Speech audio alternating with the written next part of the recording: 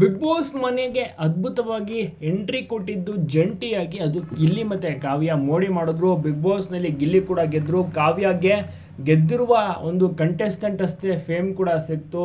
ಸದ್ಯಕ್ಕೆ ಟ್ರೆಂಡಿಂಗ್ನಲ್ಲಿರೋದು ಇವತ್ತಿಗೂ ಕೂಡ ಗಿಲ್ಲಿ ಮತ್ತು ಕಾವ್ಯ ಈ ಒಂದು ಜೋಡಿಯನ್ನು ತುಂಬಾ ಇಷ್ಟಪಡ್ತಾರೆ. ಕಟ್ಔಟ್ನೆಲ್ಲ ಹಾಕ್ಸ್ಬಿಟ್ಟಿದ್ದಾರೆ ಈ ಒಂದು ಜೋಡಿಗಾಗಿ.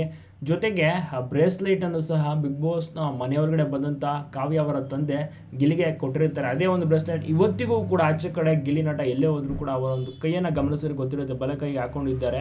ಸ್ವಷ್ಟರ ಮಟ್ಟಿಗೆ ಕಾವ್ಯ ಅವರ ತಂದೆ ತಾಯಿ ಮೇಲೆ ಗೌರವ ಇದೆ. ಮತ್ತು ಕಾವ್ಯ ಅವರ ತಂದೆ ತಾಯಿಗೆ ಗಿಲ್ಲಿ ಅಂದರೆ ತುಂಬಾ ಇಷ್ಟ. ಮನೆಗೆ ತುಂಬ ಸಲ ಇನ್ವೈಟ್ ಮಾಡಿದ್ದಾರೆ, ಆದರೆ ಹೋಗಲು ಕಾರಣ ಸಾಧ್ಯ ಆಗಿಲ್ಲ. ತುಂಬಾ ಬ್ಯುಸಿ ಆಗಿಬಿಟ್ಟಿದ್ದಾರೆ ಗಿಲ್ಲಿ ನಟ. ಫಂಕ್ಷನ್ ಈವೆಂಟ್ಸ್ಗಳಲ್ಲೆಲ್ಲ ಸುತ್ತಾಟ. ಸೊ ಇದರಿಂದ ಅವರಿಗೆ ಬಿಡುವು ಕೂಡ ಸಿಕ್ಕಿಲ್ಲ. ಬಿಡುವನ್ನ ಮಾಡ್ಕೊಂಡು ಖಂಡಿತವಾಗಿಯೂ ಕೂಡ ಗಿಲ್ಲಿ ನಟ ಅವರು ಕಾವ್ಯ ಅವರ ಮನೆಗೆ ಊಟಕ್ಕೆ ಹೋಗ್ತಾರೆ.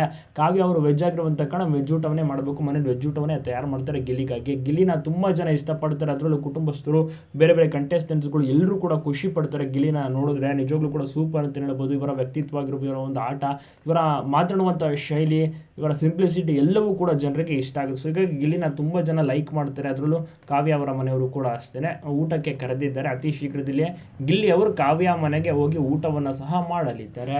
ನಿಮಗೂ ಕೂಡ ಈ ಒಂದು ಜೋಡಿ ಇಷ್ಟನ ಒಂದಾಗಬೇಕಾ ತಪ್ಪದೆ ಕಮೆಂಟ್ ಮಾಡಿ. ಎಲ್ಲ ಕಡೆ ವಿಡಿಯೋನ ಶೇರ್ ಮಾಡೋದನ್ನ ಮರಿಬೇಡಿ.